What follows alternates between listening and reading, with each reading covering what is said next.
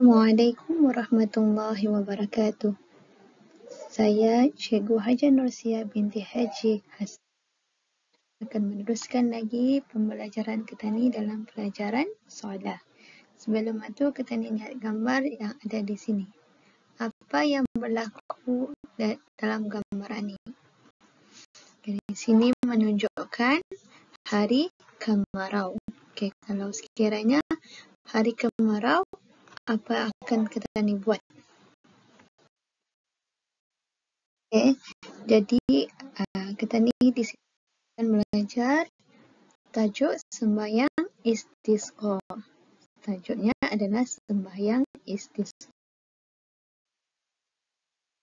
Sebelum cikgu menerangkan maksud sembahyang istisqa, cikgu mahu menerangkan objektif Ketani. Objektif Ketani adalah di akhir pengajaran, murid-murid dapat merumuskan secara ringkas pengertian sembahyang istisqa dengan baik. Artinya, kamu faham, kamu tahu apa maksud sembahyang istisqa itu.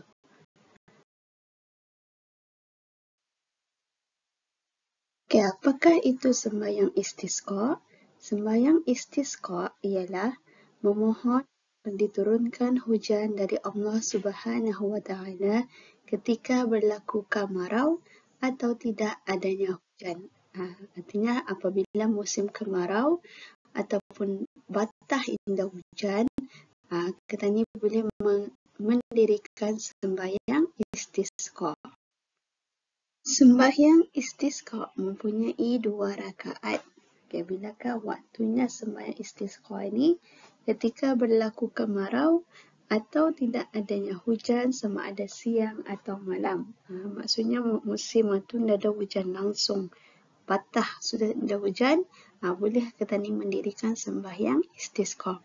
Dan kedua, sunat diulangi sembahyang itu sehingga dimakbulkan oleh Allah Ta'ala. Maksudnya, kamu boleh sentiasa sembahyang istisqa sampailah Allah memakbulkan hujan turun.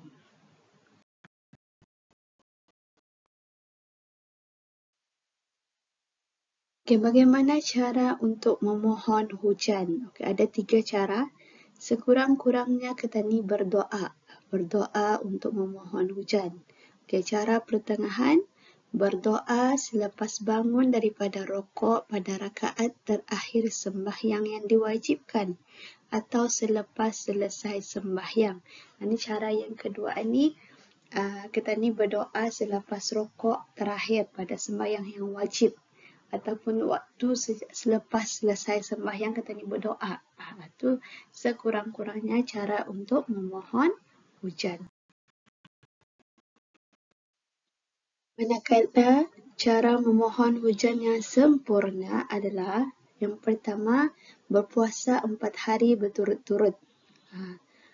Orang berpuasa 4 hari berturut-turut. Yang kedua, bertaubat. Yang ketiga, bersedekah. Yang keempat, meninggalkan perkara yang dilarang oleh agama. Yang kelima, sunat membersihkan diri. Yang keenam, sunat dibawa ke tanah lapang, kanak-kanak, orang tua, perempuan tanpa berhias dan binatang.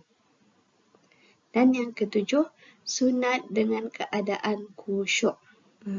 Maksudnya semua ini adalah sebelum sembahyang istisqa didirikan, apa saja cara-caranya? Mula-mula puasa, orang ramai bertaubat, bersedekah, meninggalkan apa yang dilarang, membersihkan diri. Lepas tu ramai-ramai ke tanah lapang dan sunat sembahyang istisqa itu dengan keadaan yang khusyuk.